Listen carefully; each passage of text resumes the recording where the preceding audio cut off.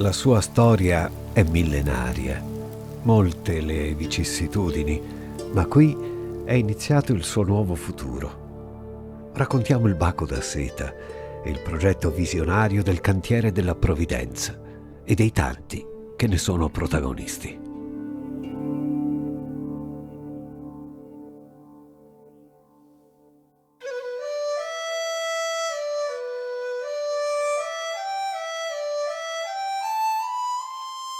La seta è una fibra tessile fornita dal Bombyx mori, un lepidottero appartenente alla famiglia Bombicidae, allevato per la prima volta in Cina durante la fase di neolitizzazione.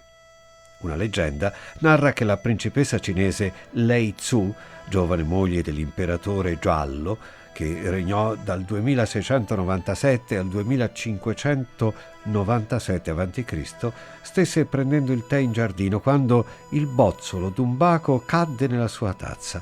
Lei Zhu, infastidita, afferrò il bozzolo che cominciò a sfilarsi fino a coprire, metro dopo metro, l'intero giardino.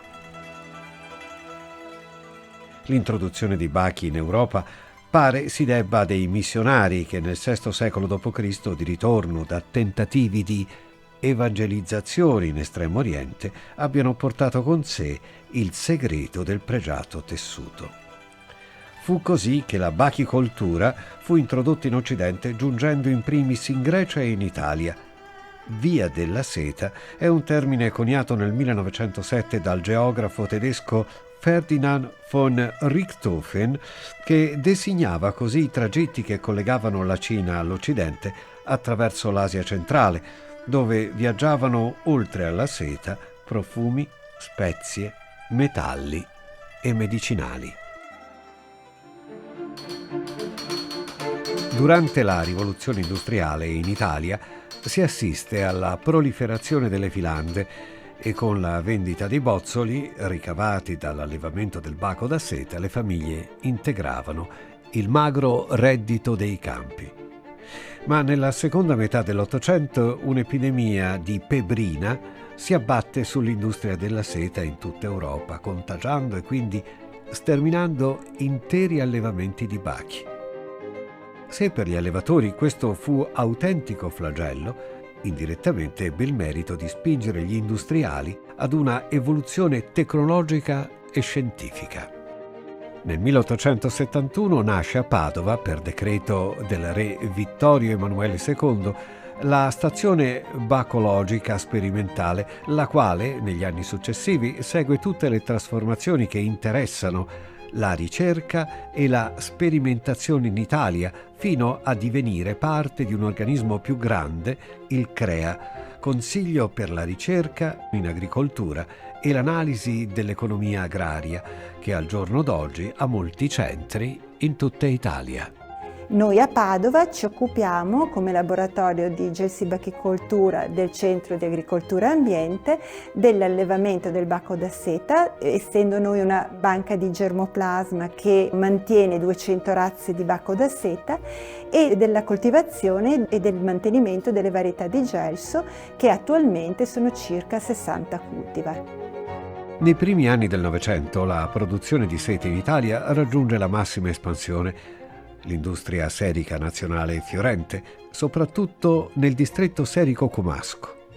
Il tutto fino a tempi molto recenti, quando l'esportazione di prodotti di lusso verso l'estero si contrae per la crisi economica internazionale. C'è da segnalare che dagli anni 90 la bachicoltura subisce gravi danni a causa dell'utilizzo in frutticoltura di un insetticida a base di fenoxicarb che impedisce ai bachi di trasformarsi in crisalide, ma soprattutto di filare il bozzolo. Ciò causa la perdita di quasi il 90% della produzione nazionale, portando alla quasi totale scomparsa degli allevamenti italiani.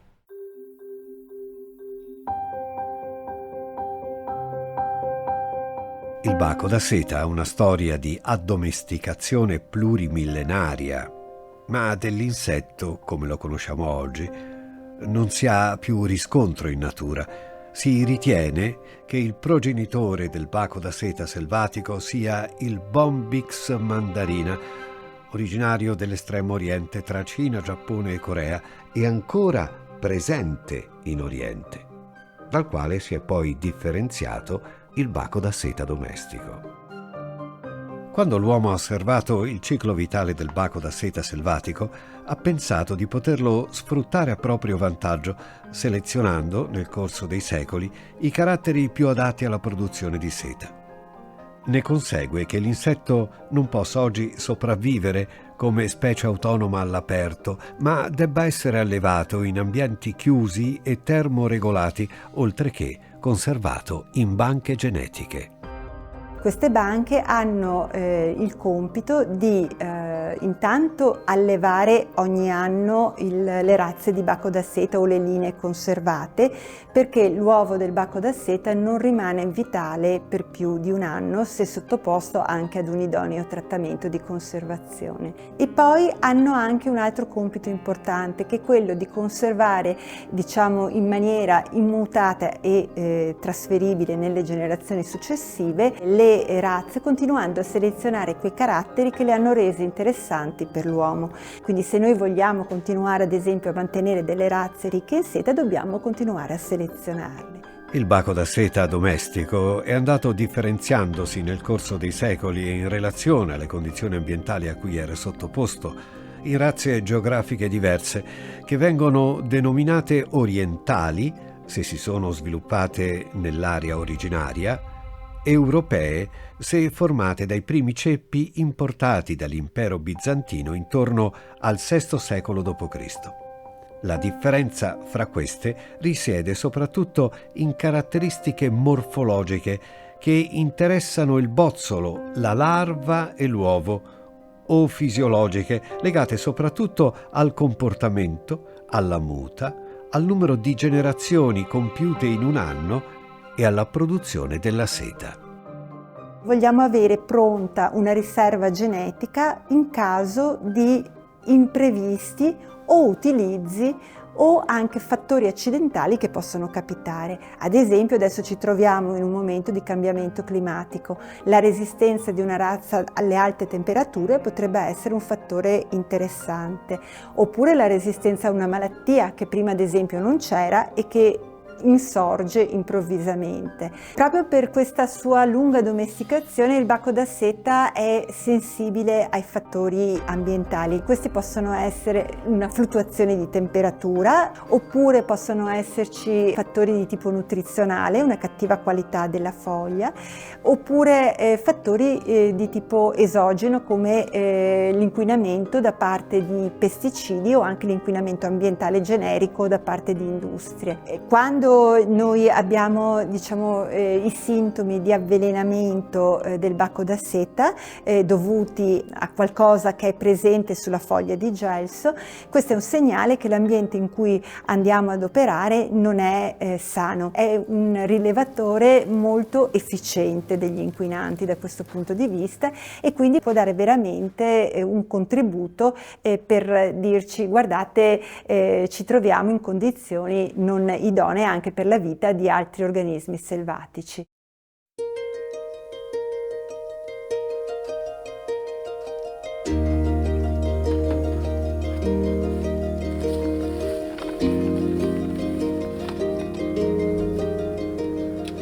Il Cantiere della Provvidenza è un'azienda che si occupa sia del sociale che dell'evoluzione del territorio. Lavoriamo nel territorio bellunese, allargandoci poi con la rete di impresa in tutto il Veneto.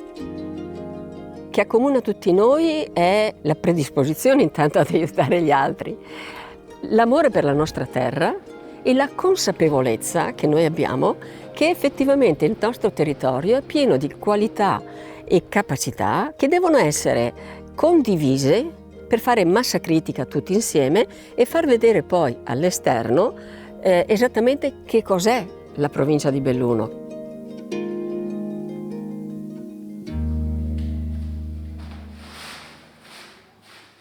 L'attività della gelsibachicoltura nasce al nostro interno dopo un'approfondita analisi prodotta durante la fase di gestazione della nostra cooperativa.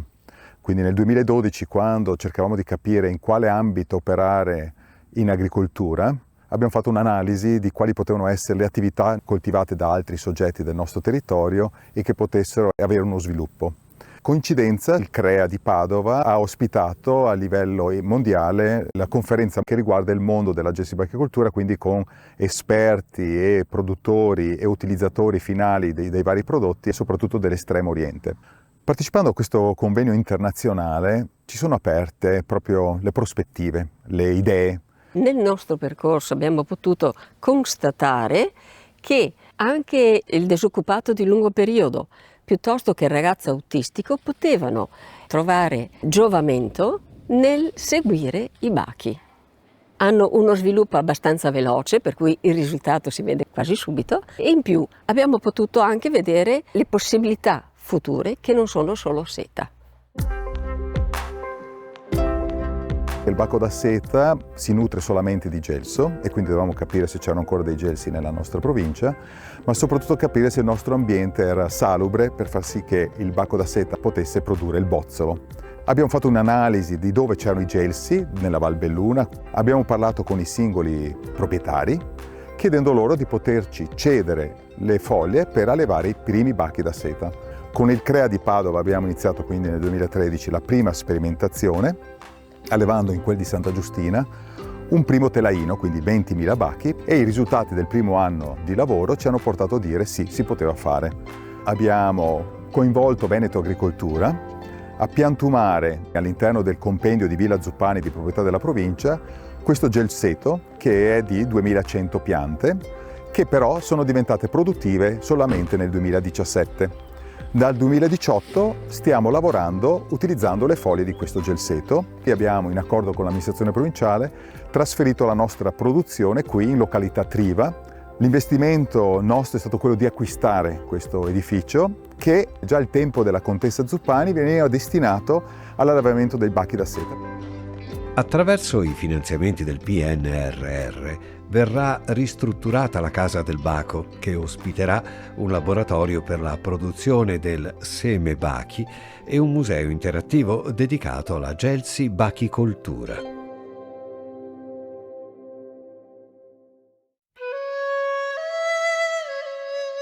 Nel 1989, a Nove, un paese della provincia di Vicenza, nasce Dorica, azienda orafa fondata dai coniugi Gianpietro Zonta e Daniela Raccanello, un'azienda con una visione etica, fondata nel rispetto e nella trasparenza, nella quale competenze umane e risorse del territorio italiano si vanno ad unire nella creazione di gioielli sartoriali. Dorica ha avuto un'importanza fondamentale per la rinascita di una nuova via della seta in Italia, risvegliando ricordi e passioni dimenticate, recuperando valori, straordinarie competenze e professionalità. Ad esempio con il restauro dell'antica filandina, macchinario unico nel suo genere in Europa occidentale.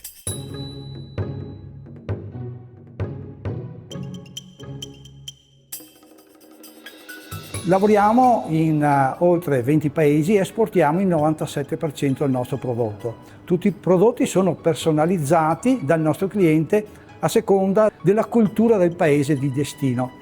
10 anni fa mia moglie ha avuto questa brillante idea. Ha unito l'oro, che è un metallo prezioso, con la seta, che è il più prezioso dei filati. I nostri prodotti non nascono da disegno, ma dalla manipolazione. Nascono continuamente da 35 anni, sempre cose nuove e diverse. Ho pensato, noi abbiamo l'oro. Che cosa potrei associare all'oro? È solo la seta che mi dà la preziosità quanto l'oro, e nei tempi andati era chiamata l'aureofilo. E da lì siamo partiti. Noi siamo un'azienda che ha una filiera completamente interna, non abbiamo fornitori, tutto quello che vendiamo è prodotto da noi, lo vorremmo seta italiana. Da lì abbiamo trovato il CREA di Padova e a settembre 2014 abbiamo conosciuto la Silvia Capellozza, consapevoli del fatto appunto che non c'era più seta. La domanda nostra è stata: ma come potremmo averla? E ci ha consigliato di comprare una filandina. Non sapevamo usarla, siamo degli orafi, e quindi come potevamo fare? Da oltre 50 anni non c'era nessuna conoscenza. Quindi abbiamo trovato degli anziani che da Bertiolo sono venuti da noi e abbiamo fatto partire la macchina con i ricordi di queste persone per capire come fare funzionare la macchina, per fare il filo a titolo, c'è tante problematiche, però ci siamo riusciti alla fine. E io ho iniziato con questo tubolare a creare i nostri gioielli. Fin da subito abbiamo intrapreso questo cammino che ha permesso ad Orica di ottenere la seta per i gioielli, ma di fare partire una filiera molto molto importante. Ma il lavoro di Dorica non si ferma e nel giro di qualche breve tempo dà vita ad un progetto, la Via Etica della Seta, creando un'associazione di impresa con alcune cooperative sociali venete, coinvolgendo diverse piccole aziende agricole per rimettere in moto la produzione di bozzoli.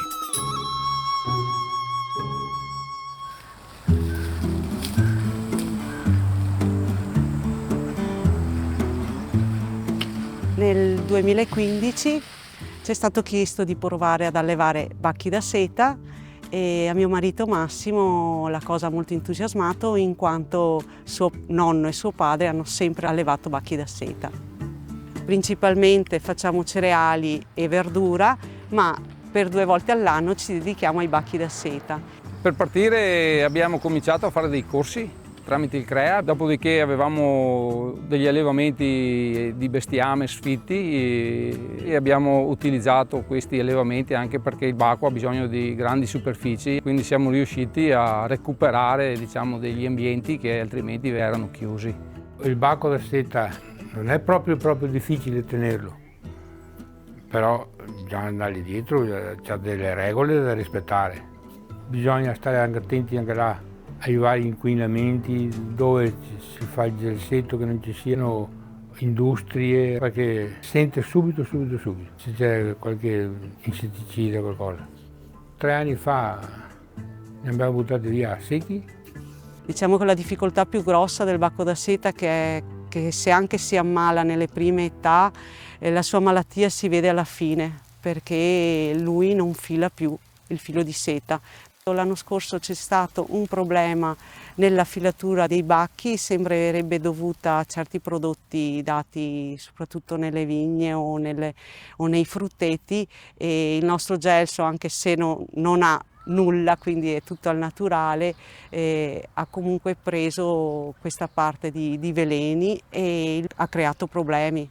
Abbiamo degli anni dove produciamo bene, il filo è bello forte, resistente, alcuni anni invece che il bozzolo è più piccolo, fa più difficoltà il bacco. Da quest'anno assieme al CREA di Padova siamo partiti con una sperimentazione, abbiamo raccolto della foglia proprio perché verrà analizzata, viene segnalato tutto, quindi dal caldo all'umido, è un monitoraggio per capire cosa è successo. Questa sperimentazione durerà qualche anno. Quindi ci fermeremo con la produttività grossa per dare la possibilità di fare questo. La rete ci ha dato la possibilità di anche confrontarci nelle difficoltà e nelle esperienze, soprattutto al momento dell'allevamento. Volevamo e abbiamo condiviso attraverso tutti i soggetti che la compongono l'approccio etico alla gelsibachicoltura e anche all'agricoltura, e quindi ci permette di avere forza anche nell'interlocuzione con gli utilizzatori finali, quindi le diverse industrie, affinché sia pagato l'equo prezzo del nostro prodotto. Questo è l'aspetto molto importante, che valorizza quel lavoro a 3 che ci vede seduti intorno al tavolo l'utilizzatore finale, gli allevatori, i produttori, ma anche il CREA che dà l'apporto tecnico-scientifico.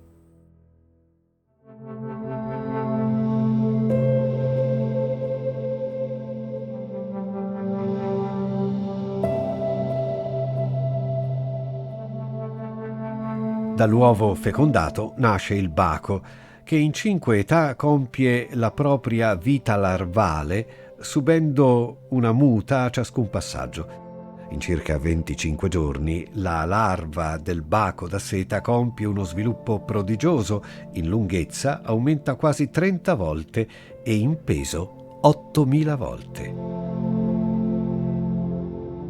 La vita larvale dura circa 25 giorni dunque, al termine della quale il baco si trasforma in crisalide dopo aver filato il bozzolo di seta nel quale si rinchiude.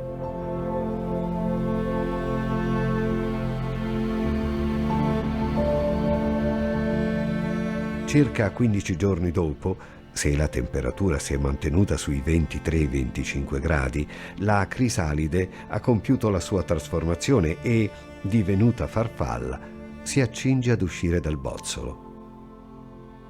La farfalla, quindi, si apre il varco verso l'esterno. Appena sfarfallati, maschio e femmina sono pronti a compiere l'accoppiamento. Il giorno stesso la femmina depone le uova. Le deporrebbe anche se la fecondazione non fosse avvenuta. La deposizione delle uova può durare anche 2 giorni.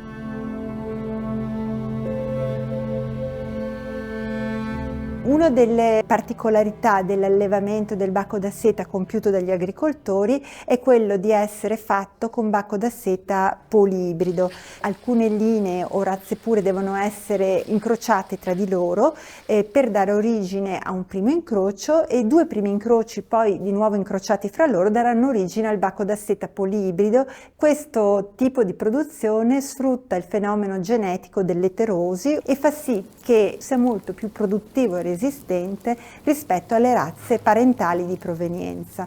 La dimensione del filo dei bachi cinesi e giapponesi si aggirano intorno ai 1300-1400 metri di filo continuo.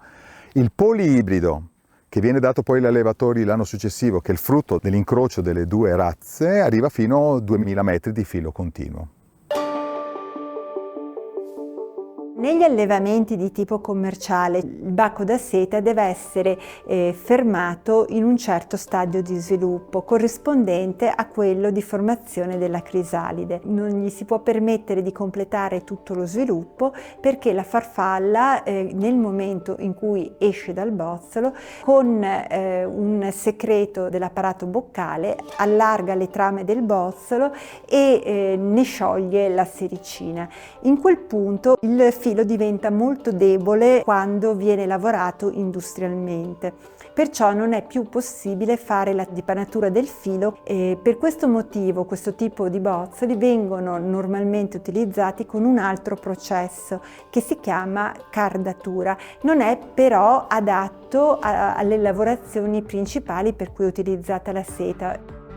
Ultimamente questo tipo di produzione ha subito un processo di rivalutazione, perché si è pensato di non far subire all'animale una crudeltà, che è quella dell'uccisione. Bisogna però dire che la farfalla del bacco da seta morirebbe per inedia, cioè per fame, in quanto non è dotata di apparato boccale. Quindi, non potendo volare, non potendo difendersi dai fattori ambientali, sarebbe soggetta ad una morte forse più crudele di quella dell'uccisione all'interno del bozzolo, ammesso che di dolore si possa parlare nel caso degli animali che hanno appunto un apparato nervoso completamente diverso dal nostro e che comunque non hanno autocoscienza del proprio dolore, ma reagiscono esclusivamente a degli stimoli di tipo ambientale. Rispetto ai nostri colleghi della pianura, noi abbiamo visto che la differenza di clima della nostra Valbelluna non ci permetteva di realizzare la stessa quantità di bachi, perché mentre loro iniziano gli allevamenti verso gli inizi del mese di maggio, noi riusciamo a fare la nostra attività solo dalla metà di giugno in poi. Ci siamo accorti che potevamo dedicarci alla produzione del seme bachi, perché avevamo anche delle competenze al nostro interno, con Giulia Rasera Berna, che unisce la competenza di biologa anche come contadina e quindi conoscitrice dell'agricoltura e delle esigenze dell'agricoltura. Noi non alleviamo un polibrido, quindi un baco che poi porta alla produzione del bozzolo, ma alleviamo 2 razze diverse di bachi. I bozzoli, anziché portarli all'essiccatoio per il mondo della seta, prendiamo i singoli bozzoli e dobbiamo tagliarli senza uccidere la crisalide che c'è all'interno. Verifichiamo se è maschio o femmina, giapponese o cinese, li mettiamo in isolatori e nel momento in cui la crisalide si trasforma in farfalla favoriamo l'accoppiamento e quindi la fecondazione del maschio e della femmina e la produzione di uova, che è il prodotto che noi poi forniamo al centro CREA di Padova, che ne verifica la qualità per poi mettere l'anno successivo nel mercato le uova del polibrido. I bozzoli tagliati vengono suddivisi per qualità e venduti ad aziende cosmetiche e del mondo biomedicale e farmaceutico.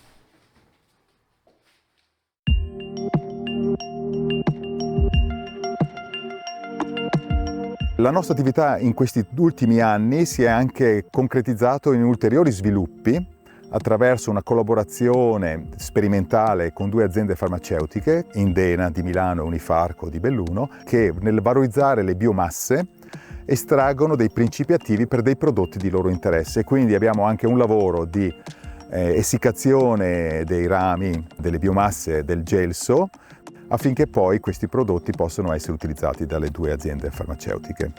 Unifarco è una società di farmacisti. Operiamo nell'ambito cosmetico, non tanto o solo estetico, ma soprattutto di prevenzione. Collaboriamo anche con un numero sempre più ampio di specialisti in gastroenterologia, in dermatologia e abbiamo creato dei laboratori interni in cui si sviluppano principi attivi partendo da estratti e hanno la finalità di rendere i nostri prodotti sempre più efficaci e più sicuri.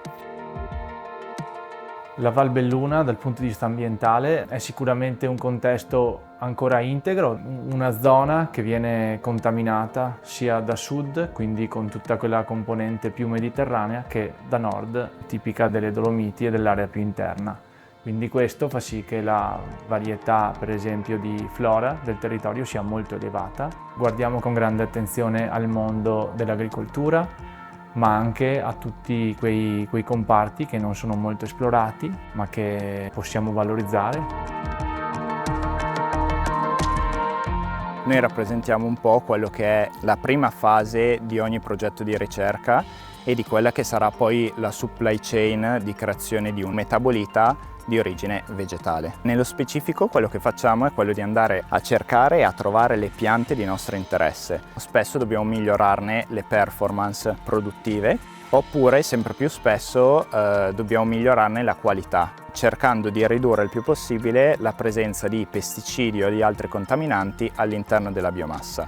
Ultimo aspetto fondamentale è quello di andare a standardizzare il più possibile la produzione. Proprio in questo contesto nasce il progetto che stiamo portando avanti in collaborazione con Unifarco, volto a individuare e a utilizzare dei particolari principi attivi che si trovano nella pianta del gelso.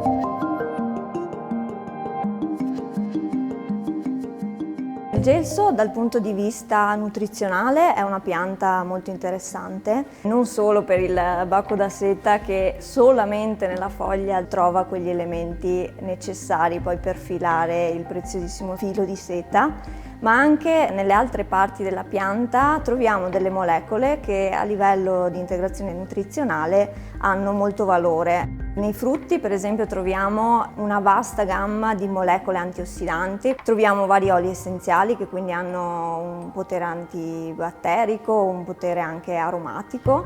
Abbiamo svolto tantissime prove sperimentali, abbiamo dovuto analizzare quali erano gli organi della pianta più adatti per i nostri scopi, dalle radici al legno, alle foglie, al polline, ai semi. E le piante si rivelano proprio un laboratorio di chimica molto efficiente, da lì individuiamo quelle che sono per noi le più interessanti proprio a scopo nutraceutico. È stata anche ottima la risposta da parte degli agricoltori, sono tutti agricoltori più o meno nella zona di Padova e Belluno e hanno dimostrato un grande interesse per tutti gli aspetti inerenti al progetto e anche un alto grado di conoscenza per tutto ciò che riguarda la tematica della gelsibachicoltura.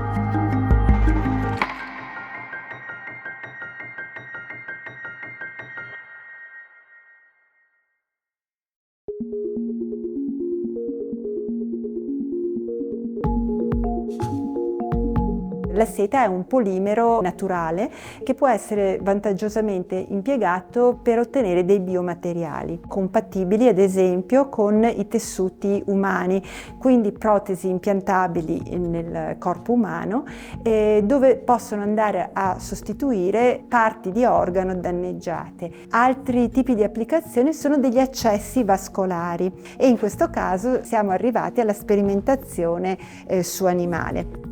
Altre applicazioni sono per le cornee artificiali, tendini artificiali, legamenti artificiali, scaffold per la crescita cellulare. Possiamo pensare alla pelle per i grandi ustionati che può essere reimpiantata sull'individuo che ha subito l'ustione. Ancora possono essere fatte con questo materiale delle bende o garze che hanno la possibilità di drenare i liquidi infetti dalle ferite e hanno la particolarità di non attaccarsi in maniera stabile alla ferita in maniera da non provocare dolore nel momento in cui vengono staccati dall'arto cicatrizzato.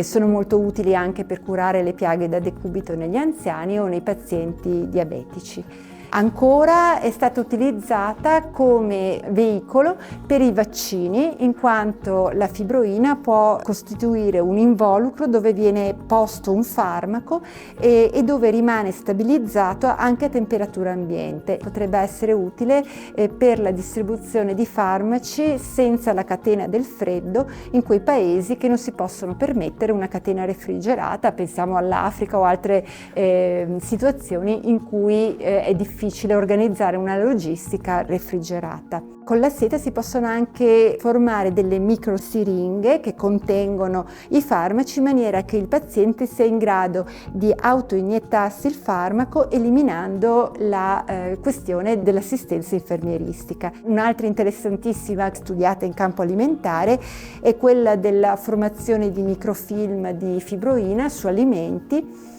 che proteggono l'alimento dall'ossidazione, quindi dalla marcescenza, che ad esempio sulla frutta, banane e fragole, riescono a mantenere a temperatura ambiente la palatabilità dell'alimento per lunghi periodi, anche per una settimana, al di fuori del frigorifero.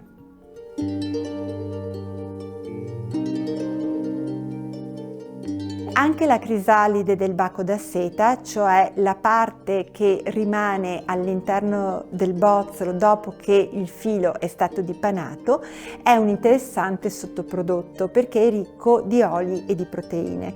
Quindi può essere utilizzato sia per la produzione di mangimi, inoltre può essere anche sfruttato per l'estrazione di olio, ancora una volta utile sia per l'alimentazione degli animali perché è ricco di acidi grassi insaturi, ma anche per il settore cosmetico e farmaceutico, perché ha un buon effetto lenitivo sulla pelle.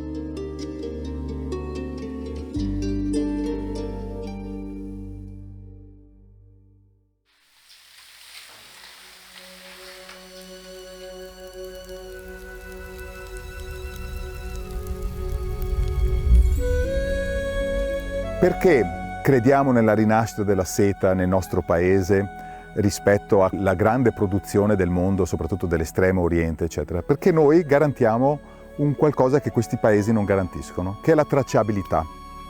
Le aziende farmaceutiche, cosmetiche e biomedicali, per introdurre i loro prodotti in qualsiasi tipo di mercato, devono garantire la tracciabilità di tutto il processo lavorativo. Noi possiamo dire dove sono i nostri gelsi, possiamo dire che tipo di foglie hanno mangiato i bachi e quindi diamo questo tipo di garanzia. In questi anni possiamo dire che stiamo raggiungendo passo dopo passo gli obiettivi che ci siamo posti ancora nel 2013.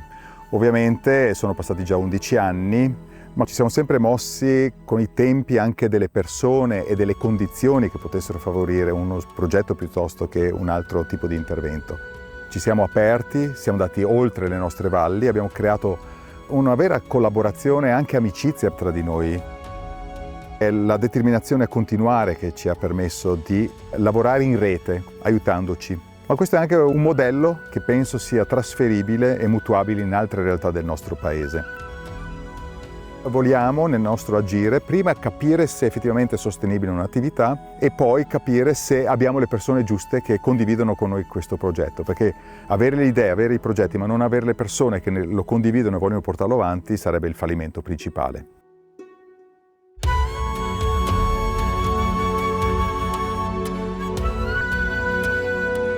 Il domani è dunque un ritorno alle origini, qualcosa di antico che, grazie al cantiere della provvidenza, continua a filare indissolubile il suo fascino.